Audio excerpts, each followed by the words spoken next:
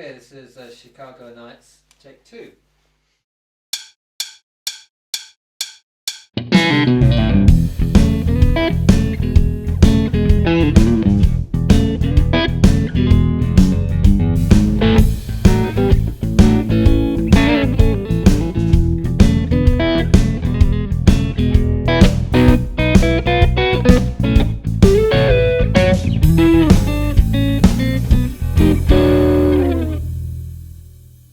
So we're starting off with the blues, and we're going back to the birth of the blues, arguably Chicago.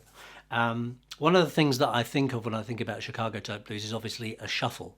And what we're trying to do here is cultivate some solo playing as well as playing within the band framework.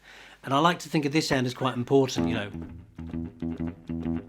That kind of shuffly is quite important to the Chicago. And it really drives it. What we're trying to do is think of the guitar in 3 or 4 parts. The low end, the mid-range, and quite often I use shell voicings, 3-note voicings. Okay, we're going to deal with this now actually, rather than later. And quite often within that shell, there'll always be a 7th, there'll always be a 3rd. And then if the note's got an extension like a sharp 5 or a 13, we're trying to minimise the amount of information that the shell holds so we can separate it and really work on the mid-range of the guitar as our harmonic information and keep the low end separate.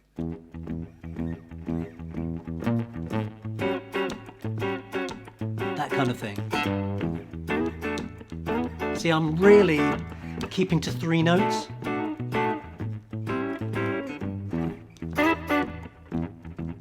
But still with that incessant beat, and we're going to come back to that time and time again. When we get into country, we're going to be talking about root 5 bass lines.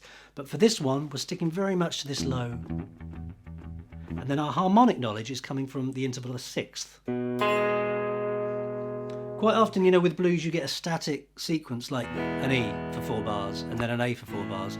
We're trying to create movement over a static chord, and we do this by using the interval of the 6ths.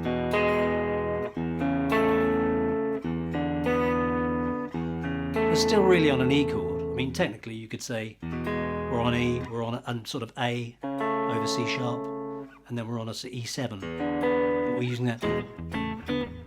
And you can hear that. And then we go and do the same on the A. And then. Okay, so you've got that.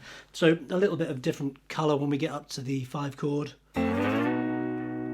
Okay, we're up here, still really with the shell, quite often knocking out that 5th string because it's kind of surplus to requirements. We've already got a 5th.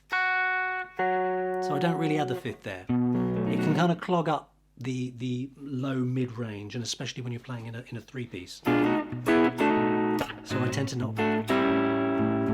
And then I'm going for a standard blues ending. A bass player would go something like this. You know, and then you've got that kind of old line. And I'm trying to sort of incorporate those as a 2-piece. And